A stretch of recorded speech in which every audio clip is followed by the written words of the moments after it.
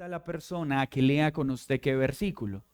Romanos 1:17 es un buen elemento para decirle, mira, esta doctrina nos enseña que el justo vive por la fe. Pero entonces, ¿qué aterrizaje tiene esto en nuestra vida? Básicamente, la sola fe nos enseña algo. Y por favor, no se confunda con saber que esto ya lo ha escuchado. Sola fe nos enseña que la salvación es solo por, chicos, adultos, escuchen, la salvación es solo por fe, solo por fe. ¿Y por qué Lutero tuvo tanto interés en enseñar esta doctrina en el siglo XVI? Pasó algo específico. La iglesia había caído en un gran error. Al igual que pasó con los Gálatas, la iglesia estaba enseñando que la salvación requería algo más que la fe. ¿Qué requería? Obras, indulgencias, para poder ganar la salvación. ¿Y saben por qué es importante estudiar esta doctrina en nuestro tiempo? Porque en nuestro corazón, escúchenme muy bien todos, en nuestro corazón permanece el mismo problema de lo que enseñó el catolicismo romano. Aunque muchos de nosotros afirmamos entender que la salvación es solo por fe, en la práctica seguimos actuando como si creyéramos que la salvación es por obras. ¿Cómo identificamos un padre o una madre que le enseña a sus hijos con su boca que la salvación es solo por fe, pero en las obras lo contradice? Cuando estamos corrigiendo a nuestros hijos y les decimos, tú no estás haciendo esto bien, y si no haces esto bien, no vas a poder agradar a Dios. Eso se escucha piadoso, pero esa solicitud que le está enseñando a nuestro hijo, que la salvación es por obras, porque Dios dice que tienes que hacer lo bueno, y tú no estás haciendo lo bueno. Y si no estás haciendo lo bueno, no serás salvo. El catolicismo romano que ponía penitencias, indulgencias, pero en el cristianismo sucede lo mismo. Algunos entornos religiosos hacen pactos, siembre para que pueda comprar su salvación o la salvación de un hijo. Pero en nuestro entorno sigue sucediendo lo mismo, porque aunque no lo hacemos explícito, se implícito. ¿Cómo sería una instrucción evangélica que confía en la sola fe? Hijo, Dios dice que debes obedecerlo. Hijo, tú estás pecando al no obedecerlo. Pero esa obediencia que tú necesitas solo va a nacer en tu corazón cuando primero pongas tu fe en Jesús. Hasta que tu fe no esté en Jesús, la obediencia no solo va a ser desagradable, va a ser imposible. Chicos, adultos y crocanticos, la obediencia perfecta que Dios requiere de nosotros solo puede brotar de una verdadera fe. Porque si no es por fe, es imposible agradar a Dios. Entonces recordemos un poco de estos elementos históricos. Bien se da en el marco del catolicismo romano, ese es el contexto. Roma se había apoderado principalmente de la instrucción del siglo XVI y esta doctrina surge para volver a la iglesia al camino correcto. Entonces, básicamente enseñaban que la salvación era como un trabajo en equipo, como que Dios hace una parte y nosotros hacemos otra.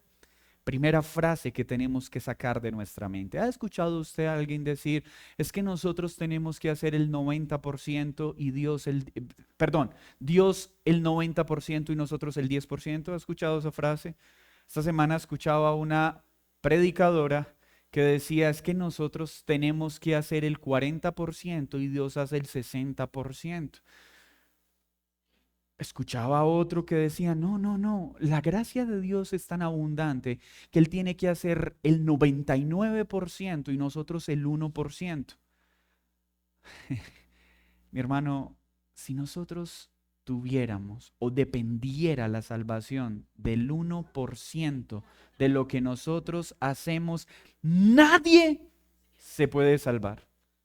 Si la salvación no es 100% de Dios, por Dios, para Dios, nadie podría salvarse. Entonces, esta doctrina, el primer problema que quiere contrarrestar era la idea que había en ese momento, que la salvación era una labor compartida. Dios hace una parte, tú haces otra. No, nosotros creemos que la salvación es solo por fe en el 100% de lo que Dios hace. Es por confiar en que Él hizo todo lo necesario para obtener algo que yo no puedo obtener. Porque eso es fe. Si hubiese algún mérito en mí, necesito la fe. Veamos esto en un examen. Si yo estudio y me saco 10 en el examen, ¿cuál es el deber del profesor? Colocarme en la materia 10. ¿Gracia? No. Mérito. ¿Debo estar agradecido con el profesor por ponerme 10 en la materia? No, porque él solo está dándome aquello que yo me gané. En la vida cristiana, si nosotros hiciéramos una sola cosa, es que fue por tu mucha oración.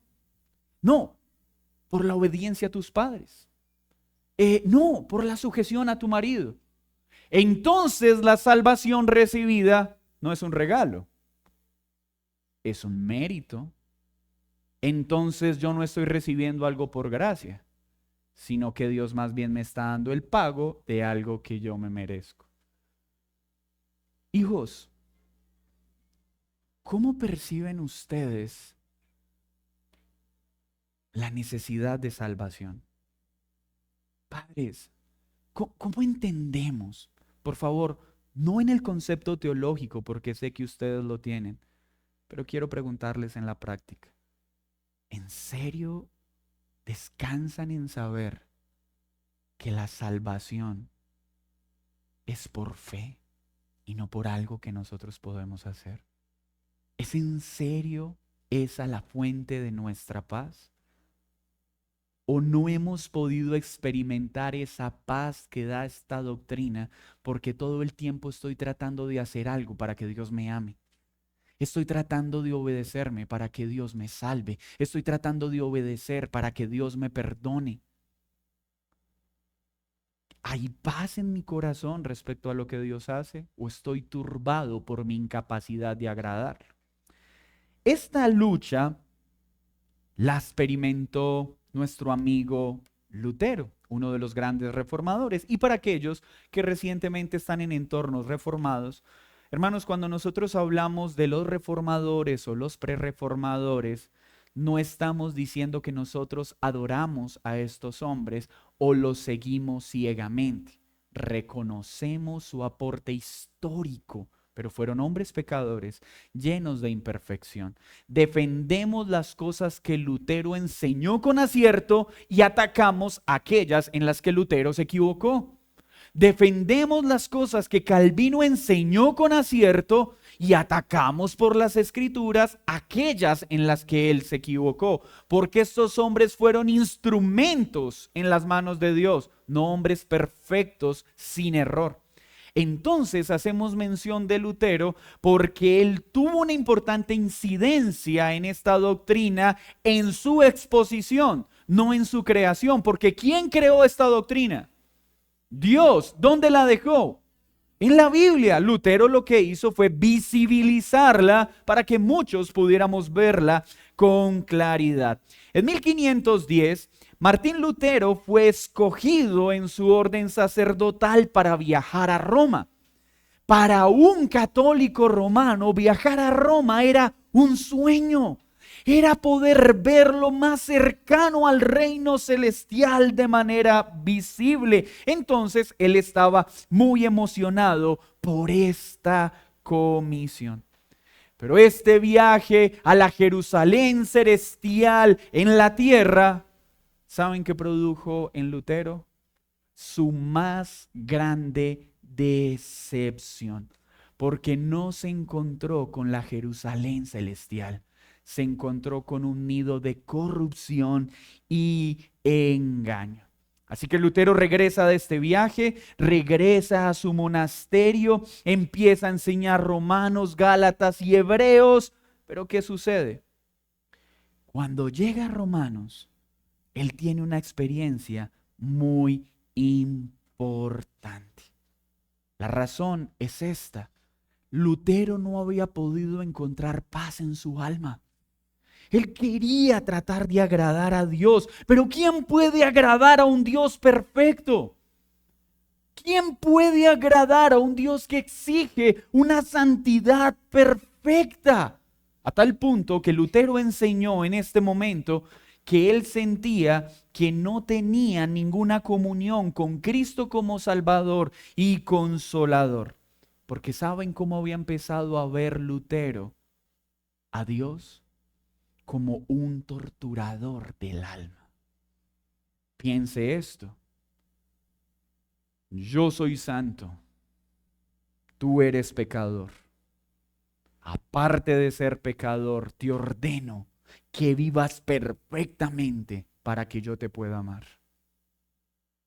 ¿No es eso cruel? Es como decirle a un bebé: eres mi hijo, debes correr, y hasta que no corras, no podrás recibir mi amor. ¿No es eso cruel? ¿Puede un bebé correr? ¿Puede un hombre pecador vivir bajo los parámetros santos que un Dios santo requiere? Sí y no. Entonces, ¿qué sucede? Un día le preguntan a Lutero: Lutero, ¿tú amas a Dios? ¿Y qué debería responder un sacerdote que se dedicaba a instruir la escritura? ¿Qué esperarían ustedes de un hombre que enseña la palabra? Por supuesto. ¿Y saben qué respondió? Yo a veces lo odio. ¿Cómo? Sí, a veces lo odio. Porque es un Dios insaciable. Esto lleva entonces a experimentar una crisis de fe, pero un día, en su estudio Romanos, llega a Romanos 1:17 y se detiene especialmente donde dice: el justo por la fe vivirá. El justo por la fe vivirá. Ese día él entendió el evangelio. Ese día él entendió que ser justo, ser agradable a Dios, no es posible por ninguna obra que nosotros hagamos. No es posible por ningún intento de obediencia que nosotros efectuemos. Es solo posible por la fe. Porque es por fe que somos hechos justos. Y es por la fe que el justo vive. ¿Es tu fe la fuerza de tu caminar cristiano? ¿O todavía eres de los que sientes que Dios te escucha más cuando obedeces y no te escucha cuando desobedeces? ¿Eres de aquellos que se siente amado por Dios cuando hace las cosas bien y se siente desechado por Dios cuando hace lo malo? ¿Te sientes seguro cuando piensas estar caminando de manera agradable a Él e inseguro cuando no caminas de una forma tan agradable a Él. Si esa es la forma en la que tú vives tu cristianismo, tú no estás viendo un cristianismo por fe, estás viviendo un cristianismo de obras. Porque tu confianza está en tu capacidad para obedecerlo, no en su poder para salvarte. Sigues midiendo tu relación con Dios por tus obras y sigues confiando en tus obras, no en las obras de Cristo. Porque la fe en Él me hace querer ser santo, pero nunca dudando de su amor por mí, el cual es grande y perfecto cuando lo obedezco, pero sigue siendo igual de grande y perfecto aun cuando peco. Eso es fe. ¿Está esa fe en ti? Hermanos, creer en la doctrina de la sola fe no es recitarla como loras mojadas. Es creer y encontrar paz en ella. ¿Tienes esa seguridad en tu alma de que es por lo que Él hizo y no por lo que nosotros hacemos? Es allí donde Lutero experimenta realmente ese nuevo nacimiento. Así pues, escribe lo siguiente: finalmente, meditando día y noche por la misericordia de Dios, yo comencé a entender que la justicia de Dios es aquella a través de la cual el justo vive como un regalo de Dios por fe. Con esto yo me sentí como si hubiese nacido de nuevo por completo y que hubiese entrado al paraíso mismo a través de las puertas que habían sido abiertas ampliamente.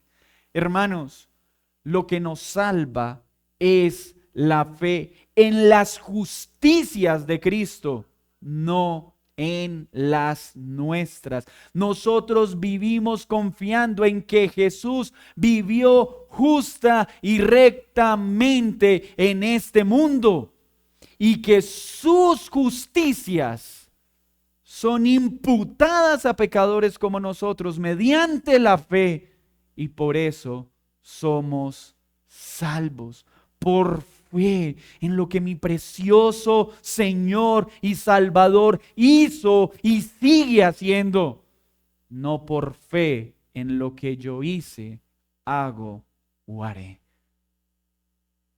Porque ninguna de mis obras de justicia será agradable a Él, porque nuestras obras de justicia son trapos de inmundicia. Lutero sufrió mucho esa situación. Cuentan los diarios que las confesiones de Lutero eran desesperantes para aquellos que tenían que escucharlas. Confesiones de 2 horas, 3 horas. Entraba al confesionario y empezaba a ver su pecado, empezaba a ver su maldad. Por fin hallaba algo de paz. Iba diligentemente a hacer las penitencias que le ponían para poder acallar su conciencia. Pero cuando salía del confesionario, recordaba un pecado más y volvía por otras 2 horas, otras 3 horas. Era tan desesperante oír su confesión que aquellos que eran comisionados para hacerlo, cuando lo veían en la distancia, intentaban huir de él. Pero ¿saben qué pasó allí? Él había empezado a tener una comprensión del pecado. Porque cuando yo veo mi pecado, ese es el mismo desespero que me debería invadir. Cuando yo entiendo que la mentira es desagradable a Dios, yo correría a Él cada vez que miento. Cuando yo tengo una reacción airada y entiendo cuán grave es el pecado, yo tendría que correr a Jesús. Pero hemos normalizado tanto el pecar que no entendemos la gravedad del pecado. ¿Y saben qué me temo, mis hermanos? Que en el lado de la reforma hemos hecho a veces un énfasis desbalanceado, y no me vayan a malentender, en la gracia. Si esta gracia nos enseña con una obediencia resultado de esa gracia, muchas personas van a caminar diciendo, todos somos pecadores. ¿Quién no es pecador? Pero gracias a mi Cristo que ha pagado todo mi pecado. Hermanos, esa frase puede significar dos cosas. Cuando una persona simplemente dice, todos somos pecadores, pero confío en la gracia del Señor y no estoy intentando cambiar mediante los medios de gracia, estoy utilizando esa frase como una excusa para seguir pecando. Pero estas mismas palabras pueden brotar de un corazón que cree en Cristo si el tono cambia. Todos somos pecadores, pero yo soy un gran pecador. Y sé que Dios se desagrada cada vez que doy lugar a una mentira, cada vez que doy lugar a un arrebato de ira, cada vez que hago lo malo, cada vez que no hago lo bueno como debería hacerlo. Pero mi suficiencia es Cristo. Pero mientras descanso en Él, haré lo que esté de mi parte para darle muerte a la mentira. Eso es confiar en la gracia. Confiar en la gracia es saber que Dios me ama a pesar de lo que hago, pero no me quedo pasivo. Voy a la Escritura, uso los medios de gracia para que en mi vida se ajuste aquello que es contrario a esa vida de fe. No me quedo pasivo viendo cómo la mentira sigue siendo parte de mi vida, cómo el enojo sigue siendo parte de mi vida. Oh, Dios hace mucho me está llamando a poner en orden mi vida. Pero gracias que la salvación es por gracia y no por obras. ¿Cómo? ¿Estás diciendo entonces que no vas a poner en orden tu vida porque la salvación es por gracia? No has entendido la gracia. Porque la gracia me lleva a santificarme. Vivir por fe no es vivir pasivos, es vivir confiados, pero siendo diligentes en lo que nos corresponde. Es que Dios me está pidiendo más tiempo, más dedicación, más fervor. Pero menos mal la salvación es por gracia. Porque primero es mi trabajo, primero son mis hobbies, primero son mis pasiones. No, la gracia me lleva a querer responder rápidamente por amor, no pensando que eso me da más amor. A ser diligente en obedecer lo que Dios me pide. Así que, hermanos, ¿ustedes creen en la doctrina de la sola fe? No. Pero vivimos conforme a ella, ¿cierto que no? Seguimos viviendo por obras, no por fe. Así que hoy les ruego que la sola fe no sea solo una tesis teológica, se haga vida en nuestra vida. Somos justos por las justicias de Cristo. Somos justos por su obra, no por la mía. Pero descanso en esa justicia para vivir cada día queriendo alinearme más con lo que Él es. Amén. ¿Qué más podemos ver entonces en este sentido? Nosotros necesitamos entender que ¿cuántos pecados necesitamos para ir al infierno? ¿Cuántos? ¿Cuántos? Entonces, ¿quién se puede salvar? Y entonces, solo por la fe. Ahora bien, ¿fe en qué?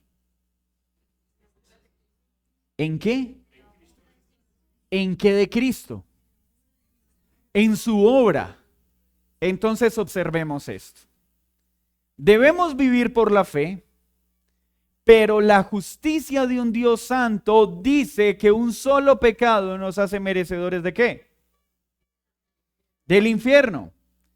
Que un solo pecado nos hace enemigos ¿de quién? Y que un solo pecado nos impide ser parte de la familia de Dios.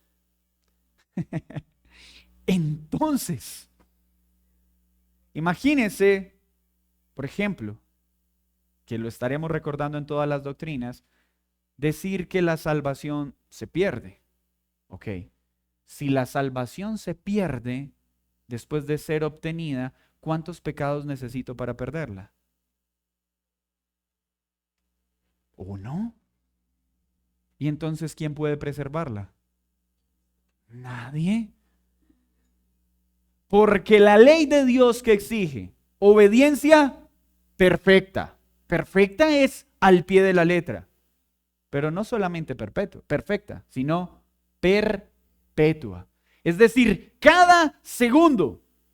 Escuchen entonces, para poder ser salvos tendríamos que tener una obediencia perfecta y perpetua. ¿Quién se puede salvar? ¿Quién puede ser hijo de Dios? En ese principio, nadie. Es aquí donde surge una preciosa palabra que hemos estudiado, pero no nos cansaremos de hacerlo. La imputación. Guarde esa palabra. Imputación. Entonces, veámoslo de esta forma. Imagínense que usted tiene una deuda que no puede pagar. Hipotecó su casa. Al no pagar esa hipoteca, por ley, ¿qué va a pasar con esa casa? Pierde la casa. Pero así usted le diga, banco, mire, yo soy una buena persona. Yo no le he hecho daño a nadie. Por favor, no me hipoteque la casa. ¿Qué va a hacer el banco? Porque es la ley, ¿cierto? Es justo. Pero imagínese usted sin dinero, sin recursos, y aparece un amigo que hace muchos años no había visto y paga la deuda, no por algo que usted haya hecho, sino por gracia. Tome, le pago la deuda. ¿Eso es un regalo o es mérito? Es un regalo que me libra de recibir lo que ¿qué? Lo que merecía. Pero aparte de eso, me deja un saldo infinito, es decir, me llena la cuenta que la tenía en ceros y deja una nota que cada vez que se acabe el recurso que me dejó, él vuelve y la llena. Uy, algunos se imaginaron ya, Señor, dame un amigo así. Hermanos, esto en términos salvíficos es así. Todos tenemos una deuda con Dios impagable por una razón, porque mi pecado es una ofensa contra un Dios eterno, entonces la deuda es de proporciones eternas, impagable. Y cuando nosotros ponemos nuestra fe en Cristo, la deuda que teníamos con la justicia de Dios es completamente saldada. Y todos los pecados son perdonados. Los pasados, los presentes, pero ojo, Cristo entonces hace un sacrificio tan perfecto que dice, y mi sangre derramada en la cruz seguirá pagando por los pecados que sigamos cometiendo. Por eso el perdón es pasado, presente y futuro. Pero ese perdón no me lleva entonces, bueno, como todos mis pecados son perdonados, voy a seguir pecando. Hermano, aquellos que tratan de atacar esta doctrina con esa afirmación realmente muestran su completa ignorancia. Es que esos que enseñan que la salvación es por fe, lo que le dicen a la gente es que pueden pecar y pecar y pecar y pecar y aún así van a ser salvos. No, Pablo lo dijo. ¿Quiere decir esto, querido Pablo, que entonces podemos pecar para que la gracia de Dios abunde? Y Pablo que dice, de ninguna manera. Nadie que haya sido justificado por la fe va a utilizar esa justificación para seguir pecando. Por el contrario, aquel que ha sido justificado por la fe quiere vivir de una forma agradable a aquel que me salvó cuando yo no lo merecía. Entonces la imputación es eso. Cristo obedeció la ley como perfecta, completa y perpetua. ¿Quién más puede hacer eso? Solo Jesús. Y si solo Jesús pudo hacerlo, ¿quién puede salvarse por obras?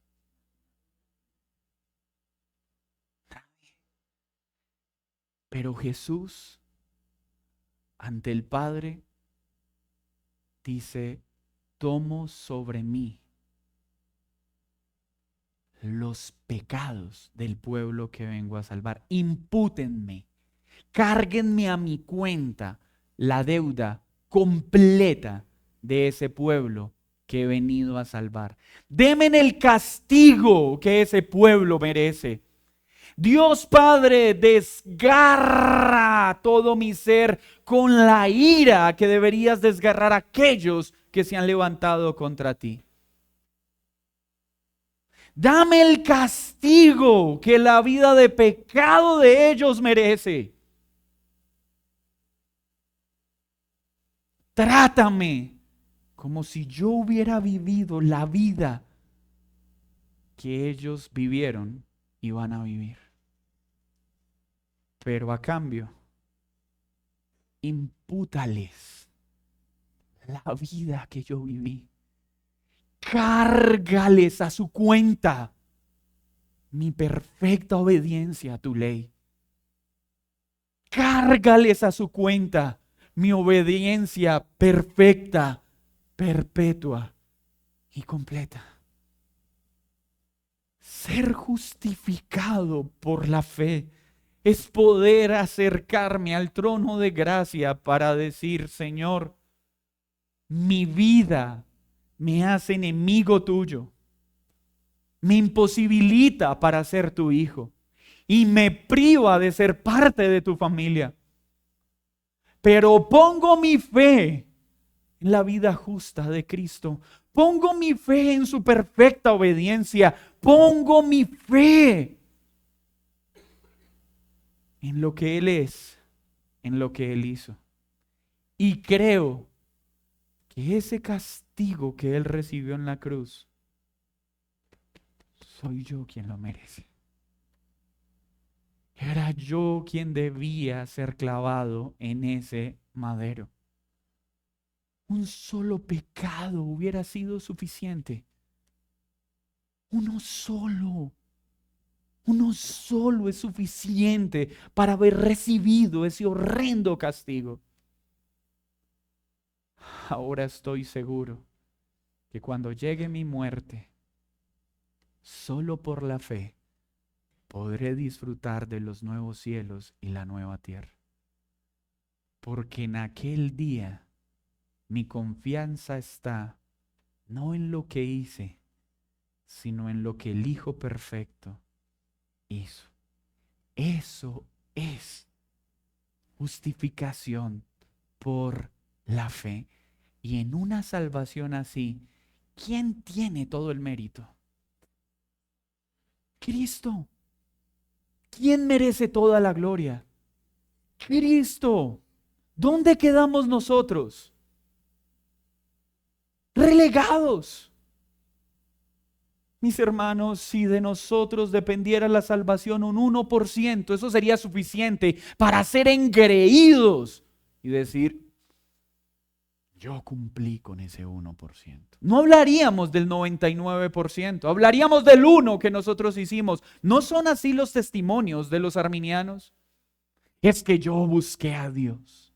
Yo dediqué mi vida a la oración y al ayuno. Es que mi hijo se salvó porque hice un ayuno de 50 días.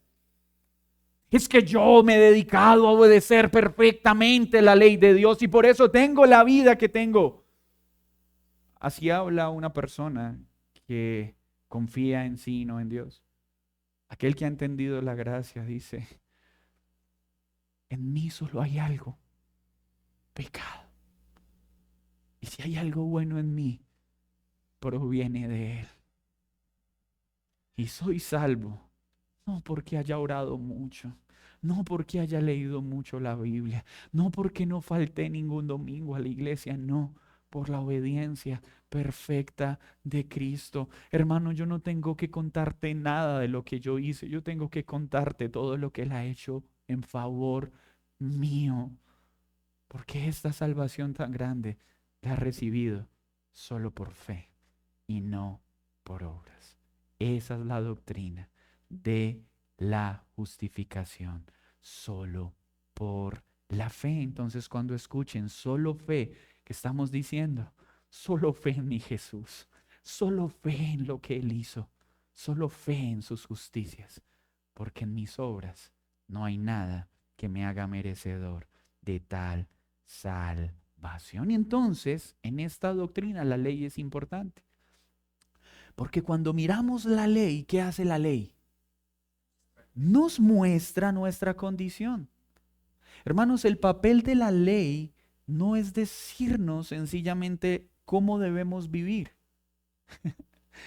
Es mostrarnos el carácter de Cristo que nosotros jamás podremos alcanzar en nuestras fuerzas. La ley lo que nos muestra es la urgencia de correr a Cristo, la urgencia de ir a Él, reconociendo, Señor, esa preciosa ley que refleja tu carácter. Jamás podré obedecerla perfectamente, pero mediante la fe vengo a ti que la obedeciste perfectamente, para que ahora pongas en mí el querer vivir cada día de mi vida conforme a esa ley. Ya no para salvación, sino ¿por qué? Por amor. ¿Amor a qué? A esa salvación tan grande que me dio ¿quién? Entonces mi obediencia es por amor ¿a quién? A Dios, a Cristo, no para salvación. Hijos, hijos, por favor escuchen. La obediencia que ustedes necesitan no es simplemente vivir ciertas normas de la vida cristiana. Hijos, por favor, perdónennos cuando como padres les enseñamos un evangelio de meras normas. Para ser creyente tienes que hacer esto y esto y esto y esto y esto. Perdónennos. Porque nuestra instrucción es para ser cristiano. Tú no puedes hacer nada. Solo una cosa. Fe. Fe, fe, fe, fe, fe. Corre a Cristo. Humíllate a sus pies.